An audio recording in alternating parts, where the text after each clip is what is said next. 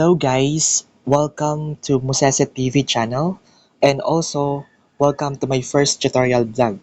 So for today's video, tuturuan ko kayo kung paano nga ba mag-withdraw ng earnings nyo sa TikTok sa pag-a-affiliate.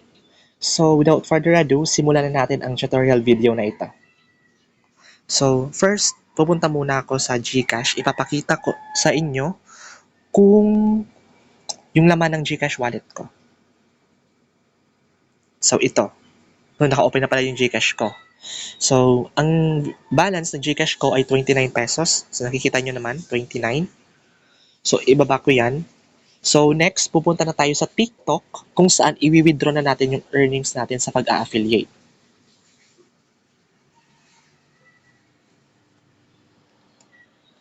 So,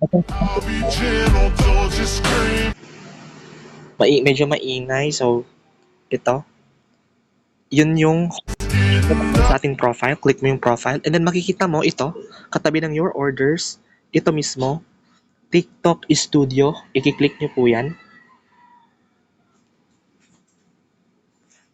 And then, pag na-click nyo na po yung TikTok Studio, makikita nyo yung overview. Ayan.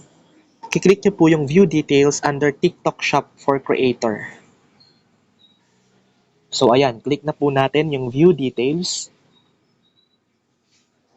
So, pag na-click na po natin yung view details under TikTok Shop Creator Center, ayan, loading pa siya. Medyo mahina yung signal ko. So, click na natin yung Not Now. And then, dito sa TikTok Shop Toolkit, makikita natin dito yung earnings. So, click natin yung earnings.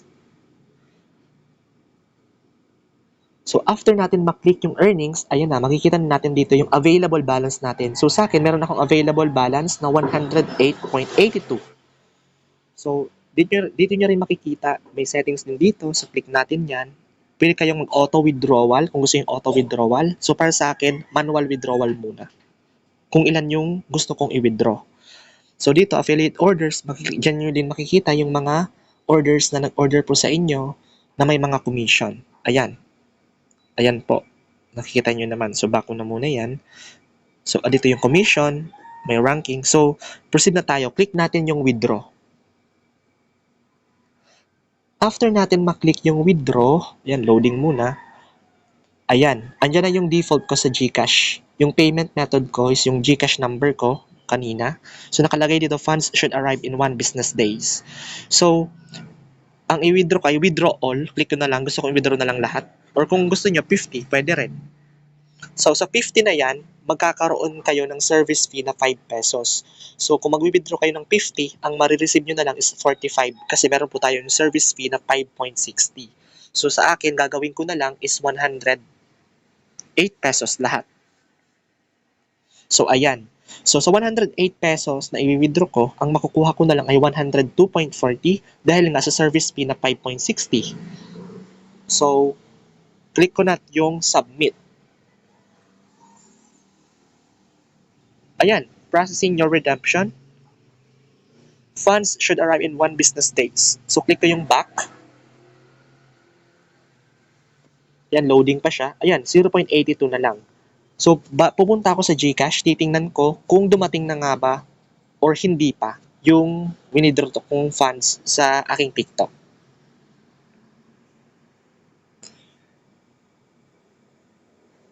Ayan, di maklik. Yun. Ayun. Ayan.